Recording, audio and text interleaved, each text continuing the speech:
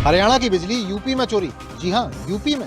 ये कोई छोटा मोटा मामला नहीं है, बल्कि करोड़ों की बिजली चोरी का है। हैरान करने वाली बात यह है कि आखिर हरियाणा की बिजली यूपी में कैसे पहुंची।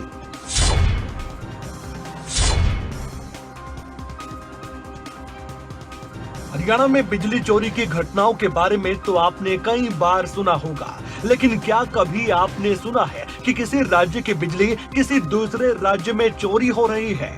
अगर नहीं तो आज हम आपको दिखाएंगे एक राज्य से दूसरे राज्य में बिजली चोरी होने का पूरा कनेक्शन। हरियाणा बिजली विभाग में हड़कंप मचा हुआ है, क्योंकि हरियाणा की बिजली यूपी में चोरी की जा रही थी। बिजली विभाग ने छापेमारी की तो विभाग के भी होश उड़ गए। ये यमुना के पार हरियाणा की ज़मीन के ऊपर हमने कनेक्शन दिया हुआ था और वहाँ से उसको एक केबल के द्वारा कनेक्ट करके जो यूपी के अंदर जो फार्म हाउस हैं और उनका जो इंफ्रास्ट्रक्चर है उसके साथ इसको कनेक्ट कर दिया था। तो ये अनऑथराइज चोरी हो रही थी। जो हरियाणा की बिजली थी, जो हरियाणा का जहाँ कनेक्शन दिया गया था, उससे अनऑथराइज।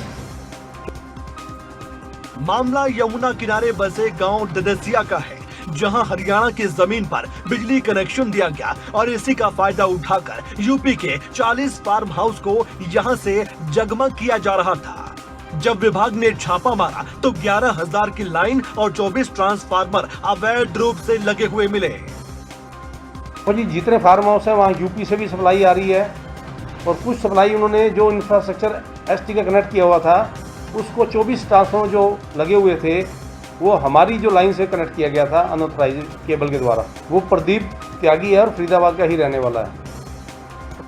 अभी इसी मामले में विभाग जांच में जुटा है। मामला करोड़ों रुपए की बिजली चोरी का बताया गया, तो आशंका ये भी है कि किसी अधिकारी की मिली भगत से ये सब कुछ हो रहा होगा। लिहाजा विभाग किसी भी तरह कोताही बरतना नहीं चाहता।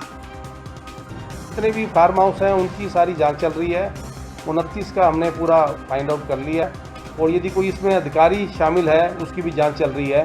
तथ्य सामने आने पर आपको सब बता दिया जाएगा।